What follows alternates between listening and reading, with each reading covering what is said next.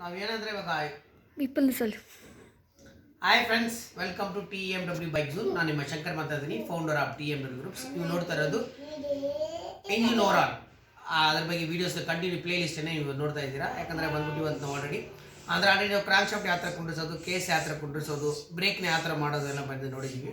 But ಇವಾಗ ಇವತ್ತೇಂದ್ರೆ cylinder blocks ಅಂದರೆ bore ಪಿಸ್ಟನ್ಸ್ ಅಂದರೆ ಮೇನ್ ಬಂದ್ಬಿಟ್ಟು ಸಿಲಿಂಡರ್ ಬ್ಲಾಕ್ ಅಂದರೆ ಬೋರ್ ಅಂದರೆ ಏನು, ಪಿಸ್ಟನ್ ಅಂದರೆ ಏನು, ಇದ್ರದ್ದು ಏನು ಕೆಲಸ ಓಕೆ ಅಂತ, ಪ್ಲಸ್ ಇದನ್ನು ಯಾವ ಥರ ಅಸೆಂಬ್ಲಿಂಗ್ ಮಾಡಬೇಕು ಅನ್ನೋದನ್ನ ನಾವು ನೋಡಿದ್ವಿ ಅಂತ. ಪ್ಲಸ್ ರೀಬೋರಿಂಗ್ ಮಾಡ್ತಾ ಇದ್ವಿ. ರೀಬೋರಿಂಗ್ ಮಾಡೋದು ಒಳ್ಳೇದಾ ಕೆಟ್ಟೋದಾ ಅನ್ನೋದ್ರ ಬಗ್ಗೆ ನಾವು ವೀಡಿಯೋದಲ್ಲಿ ನೋಡೋಣ.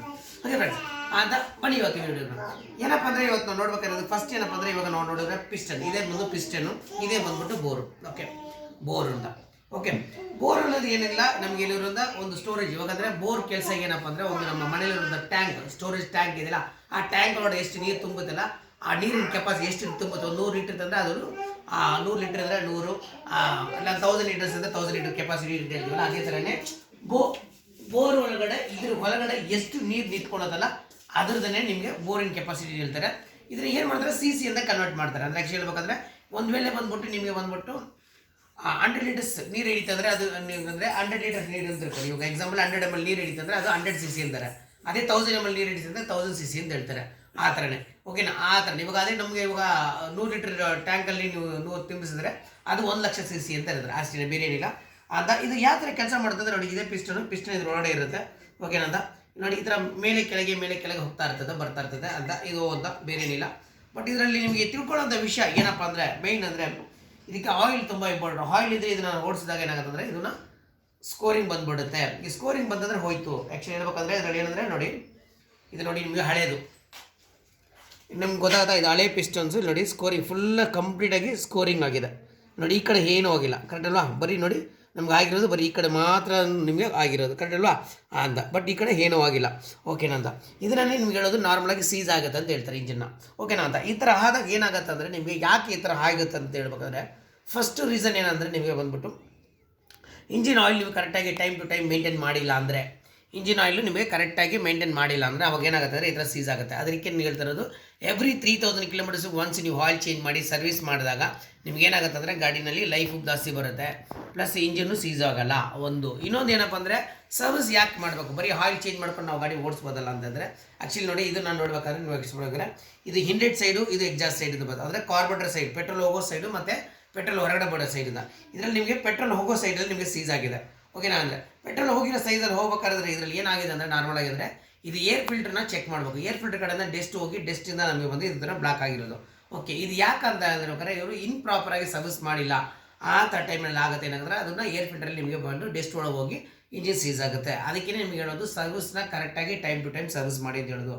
ಸರ್ವಿಸ್ ಮಾಡಿದಾಗ ಇಷ್ಟು ವಿಷಯ ನಿಮಗೆ ಇಂಜಿನ್ ಲೈಫು ಖಂಡಿತವಾಗ್ಲೂ ಇಂಪ್ರೂವ್ ಆಗುತ್ತೆ, ಮೈಲೇಜ್ ಇಂಪ್ರೂವ್ ಆಗುತ್ತೆ, ಪಿಕಪ್ ಎಲ್ಲನೂ ಆಗುತ್ತೆ, ಓಕೆನಾ ಅಂತ. ಇವಾಗ ಸೀಸ್ ಆಗಿದೆ, ಓಕೆ. ಬಟ್ ಇವಾಗ ನಾವೇನು ಮಾಡಿದ್ರೆ ಇವಾಗ ಯಾಕೆ ಅಂತ, ಓಕೆ ಸರ್ ಇವಾಗ ಬೋರ್ ಸೀಸ್ ಆಗಿದೆ, ಬೋರ್ ನಾವು ಹೊಸದು ಹಾಕ್ಬೇಕಾ ಬೇಡ? ಯಾಕಂದರೆ ಒಂದು 4 ಸ್ಟ್ರೋಕ್ ಇಂಜಿನ್ ಮಾಡ್ಬೇಕಾದ್ರೆ ಮಿನಿಮಮ್ ಅಂದರೂ ನಿಮಗೆ ಒಂದು 12,000 to 15,000 ಆಗುತ್ತೆ, ಓಕೆ ಅಂತ ಮಿನಿಮಮ್ ಅಂದರೂ ಆಗುತ್ತೆ. ಬರೀ ಕ್ರಾಂಕ್ ಶಾಫ್ಟು ಬೋರು ಎಲ್ಲನೂ ಹೊಸದು ಹಾಕೋದಾಗ 18,000 ಬಂದುಬಿಡುತ್ತೆ, ಓಕೆನಾ ಅಂತ. ಬಟ್ ಆದರೆ ಈ ಗಾಡಿಗಳಿಗೆ ನಾವು ಏನು ಮಾಡ್ತೀವಿ ಅಂದರೆ ಕ್ರಾಂಕ್ ಶಾಫ್ಟು ರೀಸೆಟ್ ಮಾಡಿದ್ದೀವಿ, ಬೋರ್ನು ರೀಸೆಟ್ ಮಾಡಿದ್ದೀವಿ.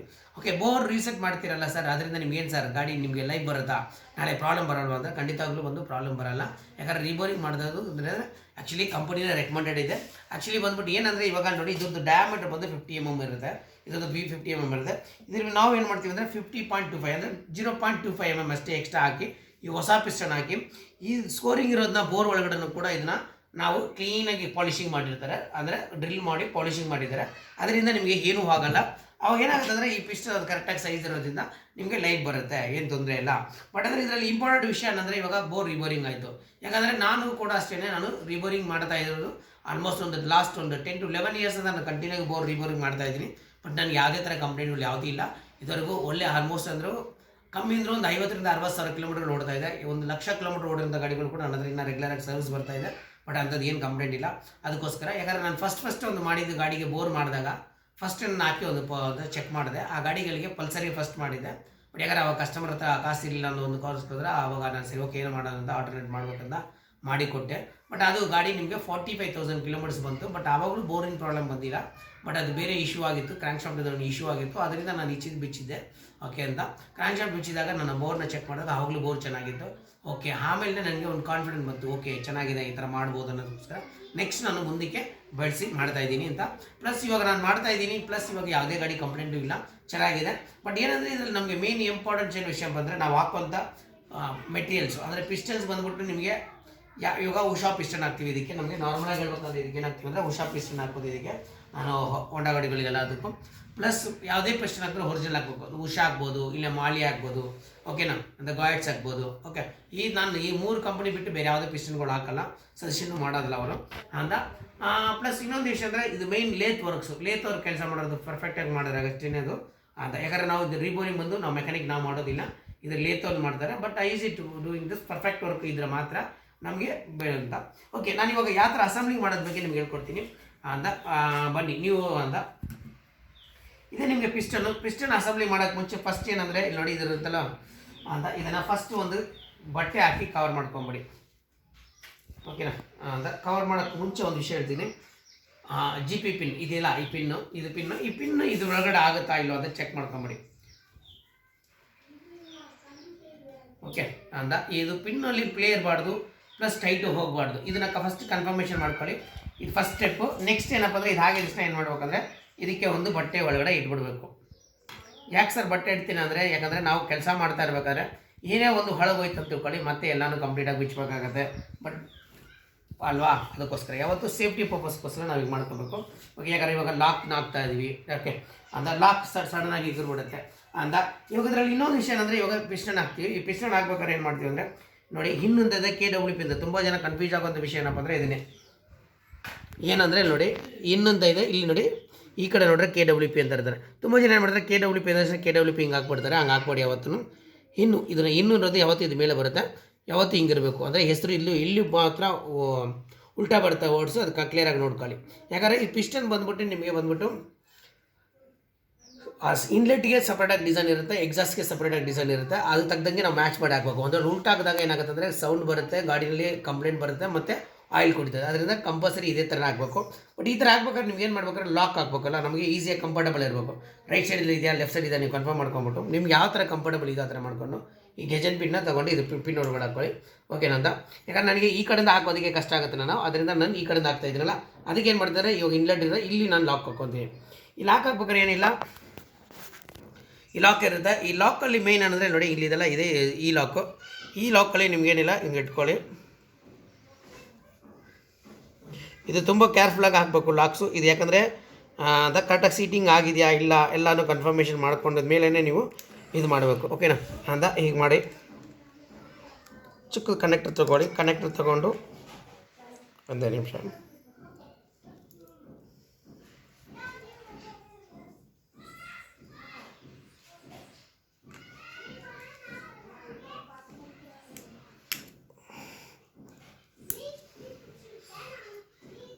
ನೋಡಿರಿ, ಕುತ್ಕೊಂತ ಇದಾಗಿಷ್ಟ ಒಂದು ಸ್ವಲ್ಪ ಒಂದು ರೊಟೇಟ್ ಮಾಡಿಬಿಡಿ. ಓಕೆ, ಈ ರೊಟೇಟ್ ಬಂತು. ಬಟ್ ಇದರಲ್ಲಿ ಇಂಪಾರ್ಟೆಂಟ್ ವಿಷಯ ಏನಪ್ಪ ಅಂದರೆ, ಇಲ್ಲಿ ಹೇಳ್ಬೇಕಂದ್ರೆ ನೋಡಿ, ಇಲ್ಲಿ ಕಟ್ಟಿಂಗ್ ಇದೆ. ಈ ಜಾಗದಲ್ಲಿ ಈ ಕಟ್ಟಿಂಗ್ನ ಇಲ್ಲಿ ತೊಗೊಬಂದು ನಿಲ್ಲಿಸ್ಬೇಡಿ ಯಾವುದೇ ಕಾರಣಕ್ಕೂ. ಈ ಸೆಂಟ್ರಲ್ಲಿ ಇಲ್ಲಿ ಯಾವುದೇ ಬೇಕಾದ್ರೆ ದೂರದಲ್ಲಿ ಎಲ್ಲಾದರೂ ಇಡಿ, ತೊಂದರೆ ಇಲ್ಲ. ಬಟ್ ಇಲ್ಲಿ ಇಡಬೇಡಿ. ಯಾಕಂದರೆ ಇಲ್ಲಿ ಇಟ್ಟಂದರೆ ನಿಮಗೆ ಗಾಡಿ ರನ್ನಿಂಗಲ್ಲಿ ಲಾಕ್ ಬಿಚ್ಕೊಂಬಂದುಬಿಡುತ್ತೆ, ಮತ್ತೆ ಸೀಸ್ ಆಗುತ್ತೆ. ಅದರಿಂದ ತುಂಬ ಕೇರ್ಫುಲ್ಲಾಗಿ ಇದು ನೋಡ್ಕೋಬೇಕು. ಓಕೆ, ಇವಾಗ ಏನು ಮಾಡಿದ್ವಿ ನಾವು ಈ ಕಡೆ ಹಾಕ್ಕೊಂಡಿದ್ವಿ ಇನ್ಲೆಟ್ ಅಂತ. ನೆಕ್ಸ್ಟ್ ಇವಾಗ ಇದೊಂದು ಪಿಸ್ಟನ್ದು ಗೆಜನ್ ಪಿನ್ನ ಕುಂಡಿಸಿದ್ವಿ, ಅಂದರೆ GP ಪಿನ್ ಅಂತ ಕುಂಡಿಸಿದ್ವಿ. ನೆಕ್ಸ್ಟ್ ಅಂದರೆ ಇದರಲ್ಲಿ 5 ರಿಂಗ್ಸ್ ಬರುತ್ತೆ ಕರೆಕ್ಟಲ್ಲ ಪಿಸ್ಟನ್ ರಿಂಗ್ಸಲ್ಲಿ. ಇದರಲ್ಲಿ ನೀವೇನು ಅಂದರೆ ಫಸ್ಟ್ ನೋಡಿ, ಇದೊಂದು ಆಯಿಲ್ ರಿಂಗು 3 ಬರುತ್ತೆ. ಓಕೆನಾ, ಇದು ಆಯಿಲ್ ರಿಂಗ್ಗೆ ಸಪೋರ್ಟಿವ್ ಆಗಿ 2 ರಿಂಗ್ ಬರುತ್ತೆ. ಒಟ್ಟು ಇದೊಂದು 3 ರಿಂಗ್ ಇದೆ. ನೆಕ್ಸ್ಟ್ ನೋಡಿದ್ರೆ ಟಾಪ್ 1 ಟಾಪ್ 2 ಅಂತ ಇದೊಂದು 2 ರಿಂಗ್ ಇರುತ್ತೆ. ಕರೆಕ್ಟ್ ಅಲ್ವಾ? ಟಾಪ್ 1 ಟಾಪ್ 2 ಅಂತ 2 ರಿಂಗ್ ಇರುತ್ತೆ. ಓಕೆ, ಇದನ್ನು ಯಾವ ಥರ ಫೈಂಡ್ ಔಟ್ ಮಾಡೋದಂದರೆ, ಇದು ನೋಡಿ ನಿಮಗೆ ಈ 2 ರಿಂಗ್ ನೀವು ಕೆಳಗಡೆ ಮೇಲೆ ಹಾಕ್ಬೋದು, ತೊಂದರೆ ಇಲ್ಲ. ಅಂತ ಇದನ್ನು ನೀವು ಯಾವ ಥರ ಹಾಕ್ಬೇಕಂದ್ರೆ, ಫಸ್ಟ್ ನೋಡಿ ಇದೆರಡು ಜಾಯಿಂಟ್ ಇದೆ, ಯಾವತ್ತು ಇಟ್ಕೊಳ್ಳಿ ಹಿಂಗೆ ಇಟ್ಕೊಳ್ಳಿ. 2 ಜಾಯಿಂಟ್ ಮಾಡಿದಾಗ ಇದರಲ್ಲಿ ನೀವೇನು ಮಾಡ್ಬೇಕಂದ್ರೆ, 2 ಅರ್ಥ ಸೇರಿಸಿದಾಗ ಹಿಂಗೆ ಇವಾಗ ನಾವು ದೇವ್ರ ಮುಗಿದಾಗ ಹೆಂಗೆ ಮಾಡ್ತೀವಿ ಹಿಂಗೆ ಮಾಡ್ತೀವಿ, ಅದನ್ನು ಈ ಥರ ಆಗುತ್ತೆ. ಅಸೆಂಬ್ಲಿ ಮಾಡಿದಾಗ ಹಿಂಗೆ ಬರುತ್ತೆ. ಅದು ನಿಮಗೆ ತೋರಿಸ್ತೀವಿ ನೋಡಿ, ಹತ್ರಕ್ಕೆ ಬನ್ನಿ. ಓಕೆ, ಇಲ್ಲಿ ನೋಡಿ 2 ಕಾಣುತ್ತಾ, ದೂರ ಥರ ಕಾಣುತ್ತದೆಯಾ? ಓಕೆ, ಅದ ಈಗ ಅಸೆಂಬ್ಲಿ ಮಾಡ್ದಂಗೆ ಇರುತ್ತೆ. ಇದನ್ನು ಏನು ಮಾಡಿದರೆ, ಇದನ್ನು ನೀವು ನೋಡಿ, ಇವು ಪಿಸ್ಟನ್ ನಿಮಗೆ ಇನ್ಲೆಟ್ ಇರುತ್ತೆ. ಏನು ಮಾಡ್ಬೇಕಂದ್ರೆ ಇದನ್ನು ಎಕ್ಸಾಕ್ಟ್ ಸೈಡಿಗೆ ಕರೆಕ್ಟಾಗಿ ಮ್ಯಾಚ್ ಮಾಡಬೇಕು. ಎಕ್ಸಾಕ್ಟಾಗಿ ಏನು ಮಾಡಬೇಕು, ಇದನ್ನು ಎಕ್ಸಾಕ್ಟ್ ಸೈಡಲ್ಲಿ ನಿಮಗೆ ನೋಡಿ, ಎಕ್ಸಾಕ್ಟ್ ಸೈಡಲ್ಲಿ ಇಲ್ಲಿ ಮ್ಯಾಚ್ ಮಾಡಿ, ಇಲ್ಲಿ ಎಕ್ಸಾಕ್ಟ್ ಸೈಡಲ್ಲಿ ನೀವು ಮ್ಯಾಚ್ ಮಾಡಿ. ಓಕೆ, ಎಕ್ಸಾಕ್ಟ್ ಸೈಡಲ್ಲಿ ಮ್ಯಾಚ್ ಮಾಡ್ಕೊಳ್ಳಿ. ಅದಾಗಿದ ತಕ್ಷಣ ಏನು ಮಾಡಿ ಅಂದರೆ ಈ ಪಿಸ್ಟನ್ ರಿಂಗ್ಸ್ನ ಇದು ಹೆಂಗೆ ಗೊತ್ತಾಗುತ್ತೆ ಅಂದರೆ ಭಾಳ ಸಣ್ಣಕ್ಕಿರುತ್ತೆ. ಈ ರಿಂಗ್ಗಳೆಲ್ಲ ದಪ್ಪ ಇರುತ್ತೆ, ಸ್ವಲ್ಪ ದಪ್ಪ ಇರುತ್ತೆ, ಇದು ಭಾಳ ಸಣ್ಣಕ್ಕಿರುತ್ತೆ. ಓಕೆನಾ, ಇದನ್ನೇ ಆಯಿಲ್ ರಿಂಗ್ ಅಂತಾರೆ. ಇದು ಆಯಿಲ್ ರಿಂಗಲ್ಲಿ ಏನಂದರೆ ನಿಮ್ಗೇನಿಲ್ಲ, ಅದನ್ನು ಅದೇ ಥರನೇ ನೋಡಿ, ಏನಿಲ್ಲ ಸಿಂಪಲ್ ಆಗಿರುತ್ತೆ. ಬಟ್ ಹಾಕ್ಬೇಕಾದ್ರೆ ಸ್ವಲ್ಪ ಕೇರ್ಫುಲ್ ಆಗಿ, ತುಂಬ ಫೋರ್ಸ್ ಮಾಡೋಕ್ಕೆ ಹೋಗ್ಬೇಡಿ ಅದರಲ್ಲಿ. ಓಕೆ, ಫೋರ್ಸ್ ಮಾಡಿದಾಗ ಏನಾಗುತ್ತೆ ಅಂದರೆ ಅದು ಬೆಂಡ್ ಆಗಿಬಿಡುತ್ತೆ. ಓಕೆನಾ ಅಂತ ಅಷ್ಟೇ, ಬೇರೆ ಏನಿಲ್ಲ, ಭಾಳ ಸಿಂಪಲ್ಲು. ಓಕೆನಾ, ಗೊತ್ತಾಯ್ತಾ, ಇಷ್ಟೇ, ಭಾಳ ಸಿಂಪಲ್ ಆಯಿತು. ಓಕೆ, ಇದು ಮುಗೀತು. ನೆಕ್ಸ್ಟ್ ಏನಪ್ಪ ಅಂದರೆ ಇವಾಗ ಇದು ನೆಕ್ಸ್ಟ್ ಇನ್ನೊಂದು ಇರುವಂಥ 2 ರಿಂಗ್ ಇರುತ್ತೆ, ಕರೆಕ್ಟ್ ಅಲ್ವಾ? ಇದು 2 ರಿಂಗ್ ಇದೆ. ಇದು 2 ರಿಂಗಲ್ಲಿ ನಿಮಗೆ ಆ್ಯಕ್ಚುಲಿ ಹೇಳ್ಬೇಕಂದ್ರೆ ನೋಡಿ ಟಾಪ್ 2 ಅಂತ ಕಾಣುತ್ತೆ, ಗೊತ್ತಾಗುತ್ತಾ ಅಲ್ಲಿ ಟಾಪ್ 2. ಮತ್ತು ಇಲ್ಲದ್ರಲ್ಲಿ ನೋಡಿದ್ರೆ ನಿಮಗೆ ಟಾಪ್ 1 ಅಂತ ಇರುತ್ತೆ, ಕಾಣ್ತಾ ಇದೆ? ಟಾಪ್ 1 ಕಾಣ್ತಾ ಇದೆಯಾ? ಕಾಣ್ತಾ ಇಲ್ವಾ ಇವಾಗ?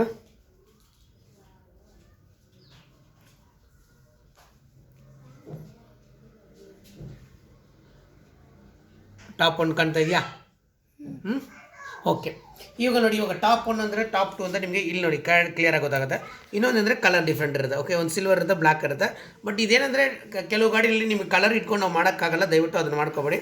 ಯಾಕಂದರೆ ಟಾಪ್ 1ಗೂ ಟಾಪ್ 2 ರಿಂಗ್ಸ್ಗೂ ಭಾಳ ವ್ಯತ್ಯಾಸಗಳಿರುತ್ತೆ.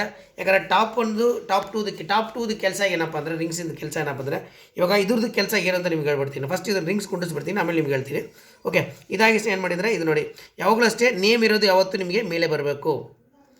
ಏನು ಕನ್ಫ್ಯೂಷನ್ ಮಾಡ್ಕೊಳ್ಳೋಂಗೇನಿಲ್ಲ ಅದರಲ್ಲಿ, ದಯವಿಟ್ಟು ಕ್ಲಿಯರಾಗಿ ನೋಡ್ಕೊಳ್ಳಿ.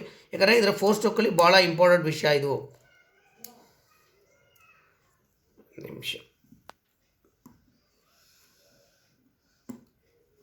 ಸ್ವಲ್ಪ ಹಾರ್ಡಿರುತ್ತೆ, ಹುಷಾರಾಗಿ ಮಾಡಬೇಕು, ಇಲ್ಲಾಂದರೆ ಪಟ್ ಅಂತ ಕಟ್ಟಾಗ್ಬಿಡುತ್ತೆ.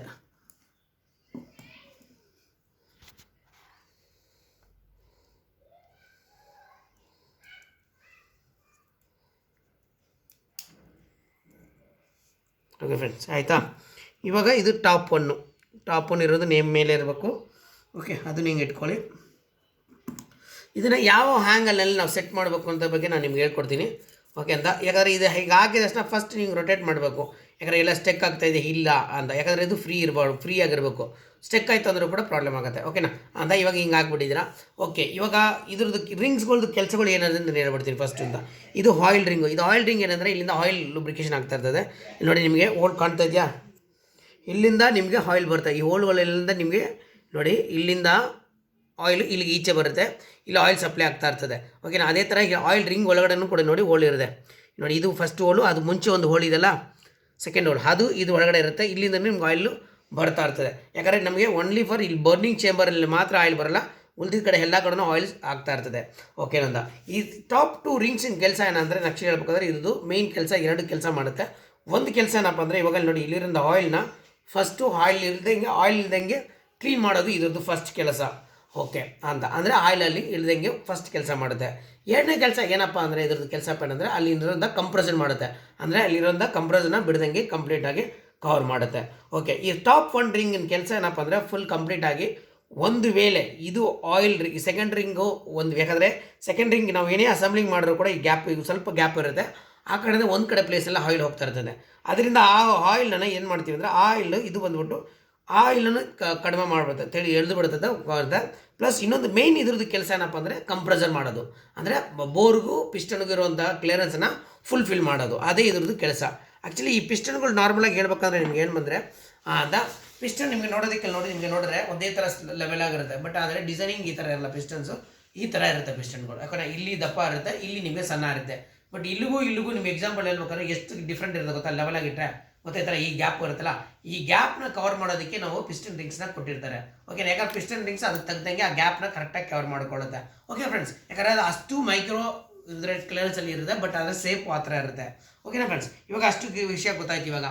ಇವಾಗ ನೀವು ಆಯಿಲ್ ರಿಂಗಿಂದ ಕೆಲಸ ಏನಾಯ್ತು ಅಂತ ಗೊತ್ತಾಯಿತು, ಟಾಪ್ 2 ರಿಂಗಿಂದ ಏನು ಕೆಲಸ ಆಯಿತು ಗೊತ್ತಾಯಿತು, ಟಾಪ್ 1 ರಿಂಗಿಂದ ಏನು ಕೆಲಸ ಅಂತ ಗೊತ್ತಾಯಿತು. ಪ್ಲಸ್ ಇವಾಗ ಯಾವ ಥರ ಕುಂಡಿಸ್ಬೇಕಂತ ಗೊತ್ತಾಯಿತು. ಇವಾಗ ನೆಕ್ಸ್ಟ್ ನಾವು ಇವಾಗ ಯಾವ ಥರ ರಿಂಗ್ಸ್ನ ಸೆಟ್ ಮಾಡಬೇಕು ಅನ್ನೋದು ಗೊತ್ತಾಗಬೇಕು. ಆ್ಯಕ್ಚುಲಿ ಇದು ಬಂದ್ಬಿಟ್ಟು ನಿಮಗೆ ಒಂದು ಸರ್ಕಲ್ ಮೇಲೆ ನೋಡಿ, ಇವಾಗ ಇಲ್ಲಿಂದ ಸ್ಟಾರ್ಟ್ ಮಾಡಿ ಹಿಂಗೆ ಬಂದರೆ ಒಂದು 360 ಡಿಗ್ರಿಯಿಂದ ಬರುತ್ತೆ, ಕರೆಕ್ಟ್ ಅಲ್ಲ? ಅದನ್ನು ಡಿವೈಡ್ ಮಾಡಿದರೆ 300, ಇವಾಗ ನಿಮ್ಮ ಎಕ್ಸಾಂಪಲ್ ನಿಮ್ಮ ಹತ್ರ 360 ರೂಪಾಯಿ ಇದೆ, ನಿಮ್ಮ ಹತ್ರ ಕಾಸು ಕೊಡ್ತೀವಿ ಅಂದರೆ 3 ಜನ ಇದ್ದಾರೆ. 3 ಜನಕ್ಕೆ ಡಿವೈಡ್ ಮಾಡ್ಬೇಕಾದ್ರೆ ಏನು ಮಾಡ್ತೀರಾ ಅಂದರೆ 120 ರೂಪಾಯಿ ಅಂತ ಡಿವೈಡ್ ಮಾಡಿದಾಗ 3 ಜನಕ್ಕೆ 360 ರೂಪಾಯಿ ಬರುತ್ತೆ. ಕಂಡ್ವಾ? ಅದೇನೆ ಒಂದು ರೌಂಡ್ ಮೇಲೆ 360 ಡಿಗ್ರಿ ಬರುತ್ತೆ. ಆ 360 ಡಿಗ್ರಿ ಮಾಡಿದಾಗ ಡಿವೈಡೆಡ್ ಮಾಡಬೇಕಾದ್ರೆ 120 ಡಿಗ್ರಿ 120 ಡಿಗ್ರಿಯಿಂದ ಬರುತ್ತೆ. ಓಕೆನಾ ಅಂತ ಅದು ಆಲ್ಮೋಸ್ಟ್ ನಿಮ್ಗೆ ಒಂಥರ ಒಂದು ವೈ ಆ್ಯಂಗಲ್ ಥರ ಬರುತ್ತೆ. ಆ್ಯಕ್ಚುಲಿ ಹೆಂಗೆ ಬರುತ್ತೆ ಅಂದರೆ ಒಂದು ವೈ ಆ್ಯಂಗಲ್ ಥರ ಬರುತ್ತೆ. ಓಕೆ, ಹಿಂಗೆ ಬರುತ್ತೆ, ಹಿಂಗೆ ಬರುತ್ತೆ, ಹಿಂಗೆ ಬಂದಾಗ ವೈ ಆ್ಯಂಗಲ್ ಥರ ಬರುತ್ತೆ ಅದು. ಬಟ್ ಆ ಥರನೂ ನೀವು ಕೊಂಡಿಸ್ಬೋದು. ಬಟ್ ಅದಕ್ಕೆ ನಿಮಗೆ ಭಾಳ ತುಂಬ ಈಸಿಯಾಗಿ ಕೆಲಸ ನಿಮ್ಗೆ ಹೇಳ್ಕೊಡ್ತೀನಿ ಅಂತ. ನೀವೇನು ಮಾಡಿದರೆ ಫಸ್ಟ್ ಇಲ್ಲಿ ನೋಡಿ ಪಿಸ್ಟನ್ ಹಿಂಗೆ ಇಟ್ಕೊಂಡಿರ್ತೀವಿ. ನಾನು ನಿಮ್ಗೆ ಹೇಳ್ದಂಗೆ ಅಷ್ಟೇ. ಇವಾಗ ಫಸ್ಟ್ ನೀವು ಮಾಡಬೇಕಾದ್ರೆ ಏನಂದರೆ ನೋಡಿ, ಎಕ್ಸಾಸ್ಟ್ ಸೈಡಲ್ಲಿ ಇರುವಂಥ ಆಯಿಲ್ ರಿಂಗ್ನ ನಾವು ಎರಡು ಜಾಯಿನ್ ಮಾಡಿದ್ದೀವಲ್ಲ ಅದನ್ನು ಮ್ಯಾಚ್ ಮಾಡಬೇಕು. ನಿಮಗೆ ಒಂದು ನಿಮಿಷ ತೋರಿಸ್ತೀನಿ. ಇಲ್ಲಿದಪ್ಪ ನೋಡೋಣ, ಬರುತ್ತೆ ಸ್ವಲ್ಪ ರೊಟೇಟ್ ಮಾಡಿ ನಿಧಾನಕ್ಕೆ. ಓಕೆ ಬಂತು. ಇಲ್ಲಿ ನೋಡಿ ಕಾಣ್ತಾ ಇದೆಯಾ? ಓಕೆ, ಇಲ್ಲಿ ನಿಮಗೆ ಆ ಪಾಯಿಂಟ್ ಬಂತು. ಆ್ಯಕ್ಚುಲಿ ಇದು ಸೆಂಟ್ರ್ ಪಾಯಿಂಟಲ್ಲ, ಅದನ್ನ ಇಟ್ಬಿಡಿ. ನೆಕ್ಸ್ಟ್ ಏನು ಮಾಡ್ಬೇಕಂದ್ರೆ ಇಲ್ಲಿ ನೋಡಿ, ಈ ರಿಂಗ್ ಇದೆಲ್ಲ, ಈ ರಿಂಗ್ ಆಯಿಲ್ ರಿಂಗ್ನ ಏನು ಮಾಡಿ ಅಂದರೆ ಇಲ್ಲಿಗೆ ಇಟ್ಬಿಡಿ. ಓಕೆ, ನೆಕ್ಸ್ಟ್ ಈ ಕಡೆ ಒಂದು ರಿಂಗ್ ಇರುತ್ತೆ, ಹೋಯ್ತದು ರಿಂಗು. ಇನ್ನೊಂದು ಈ ಕಡೆ ಒಂದು ಕಟ್ಟಿಂಗ್ ಇರುತ್ತಲ್ಲ,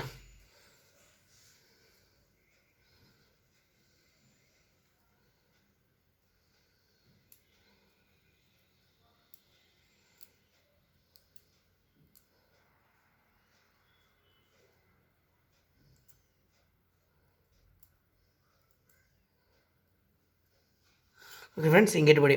ಆ್ಯಕ್ಚುಲಿ ಸೆಂಟ್ರ್ ರಿಂಗಿಗೂ ಇದಕ್ಕೂ ಒಂದು 20 mm ಗ್ಯಾಪ್ ಇದ್ರೂ ಕೂಡ ಸಾಕು. ಇಲ್ಲ ಅಂದರೆ ನೀವು ಆ ವೈ ಆ್ಯಂಗಲ್ ಇದ್ರೂ ಕೂಡ ಪರವಾಗಿಲ್ಲ.